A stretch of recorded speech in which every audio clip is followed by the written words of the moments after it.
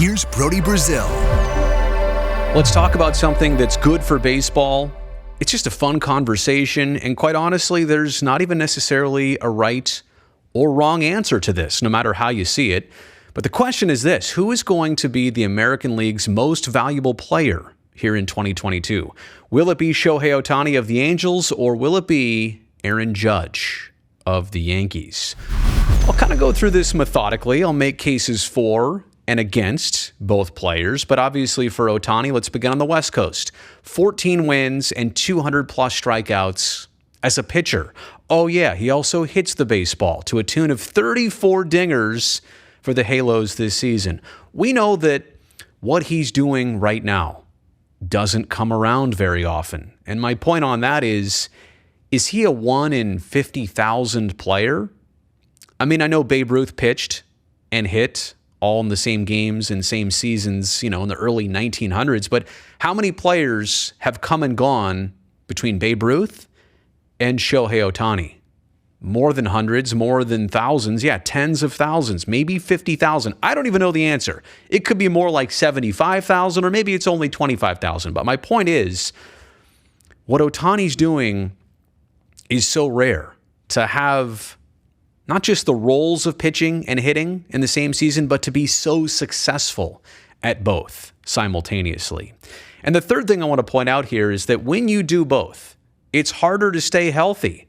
It's harder to maintain your arm, your bat, batting practice, bullpen side sessions. He's doing so much more than the average Major League Baseball player just to stay ready for both of his roles. And not to mention timing and rest and everything that he needs. It has to be super strategic to make sure that it all goes off without a hitch. I mean, look at his last couple seasons. He was unable to do both. He was unable to do both roles, but this year he's healthy, he's doing it, and quite honestly, probably deserves to be recognized for that. And how do you say, well, he's directly helping his team? Among the many things that you could point out, the wins, the strikeouts, the homers, but I want to go back to this 31 2/3 innings pitched scoreless streak that he had between June and July.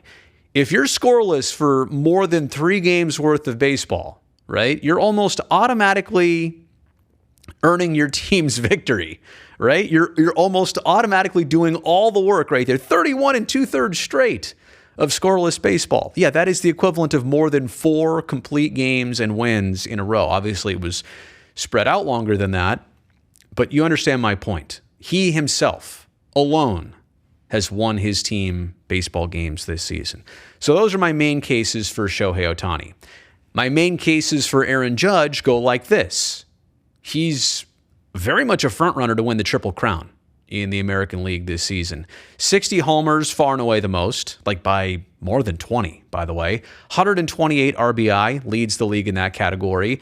And there are a couple players on his tail for batting average right around the 313, 14, 15 mark right now. So to be perfectly honest, if Judge wins the Triple Crown, it's because he was able to keep his average up down the stretch, which might be difficult, but that's what he's going to have to focus on if he wins the Triple Crown.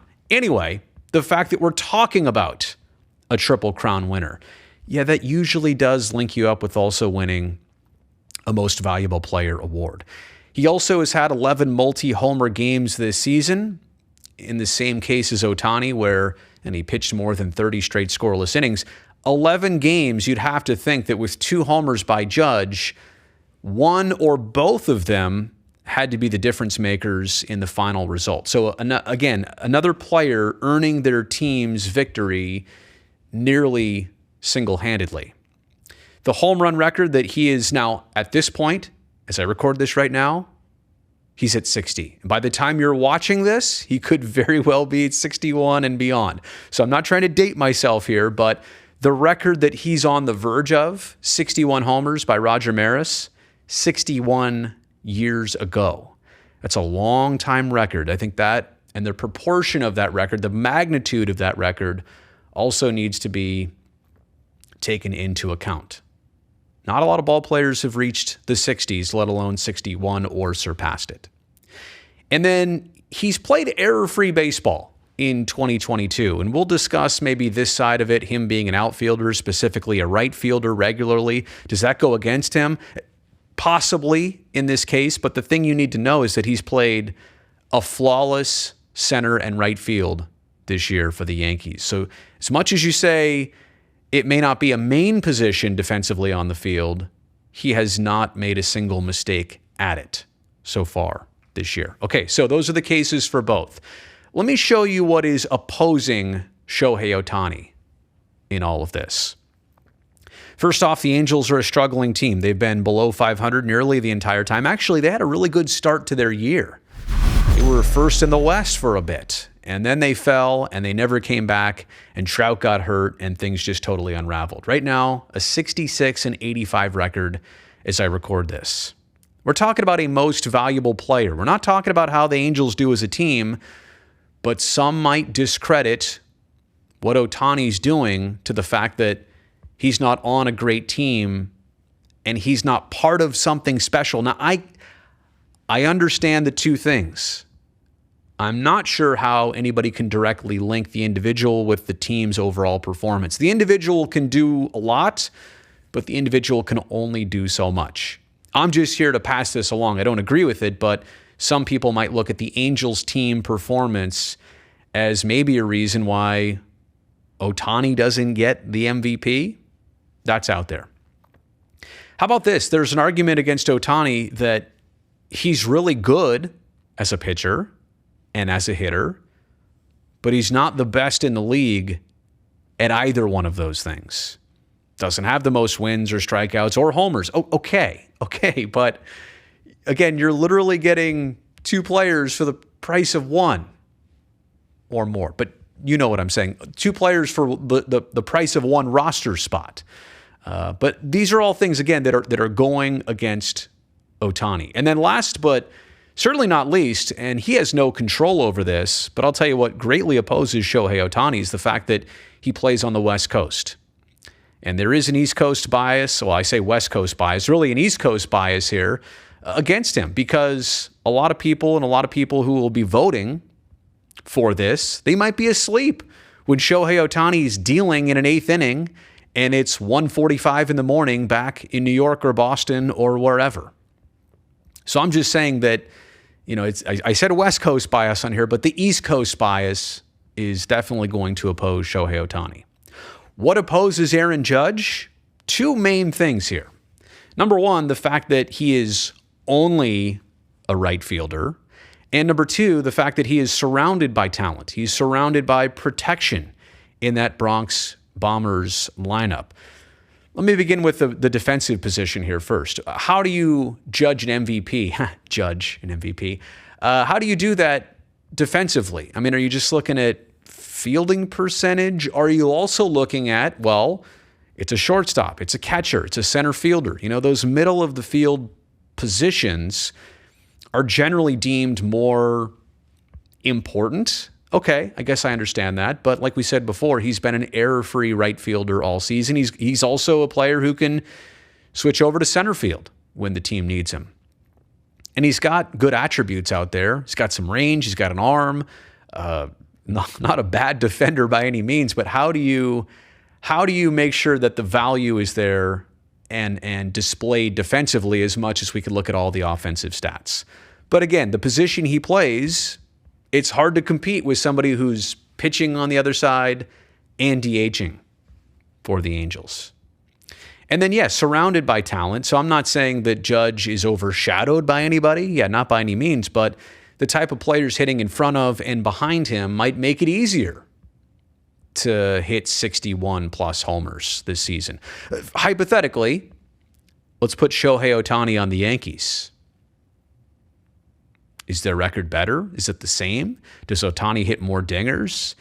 Does he have a better ERA, more wins, more run support? Just saying, you can understand how sometimes your teammates can help boost up who you are, what you do, and the ultimate stats. Okay, so I asked some people on Twitter, did a little poll recently. 674 respondents gave me a 65% Judge favoring here for the AL MVP this season. 65-35 in favor of Aaron Judge over Shohei Ohtani. Just wanted that to be out there. Thought that was interesting. I honestly, out here in California, just more Ohtani fans, more maybe Angels fans. I would have expected a different final result, but that's how it stood just on my little small Twitter sample size. So final thoughts. Again, what's most important here? Like, I've already gone 10 minutes, but this is a fun conversation to have. I don't know that there's a right answer here. I don't know that there's a wrong answer here. I'll tell you what I think at the very end. I'll tell you who I'm going for at the very end, but I don't know that there's a wrong answer here. And it still might change in the final 10 to 14 days of the regular season. Somebody might emerge more favorable than the other. I think this conversation is great for baseball. Baseball needs more of these conversations. This is what football is all about. This is why football is so popular, because there is this duel, this argument that could go on forever. This is what being a fan is all about. I'm obviously happy for both players. It's not easy. There's a lot of pressure. They both carry a lot of weight. I'm happy that baseball has, two citizens like this to represent the game and do it really well. I would choose Shohei Ohtani as the MVP this year, just because of the rarity of the situation and because of the multiple talents he possesses that we may not see again, I don't know, in the rest of our lives. I choose Ohtani for this. But I think Aaron Judge is going to win it. I think that's how it's going to play out. So those are my thoughts. I'd love to know what your comments are. Put those down below. And thanks for checking out this video.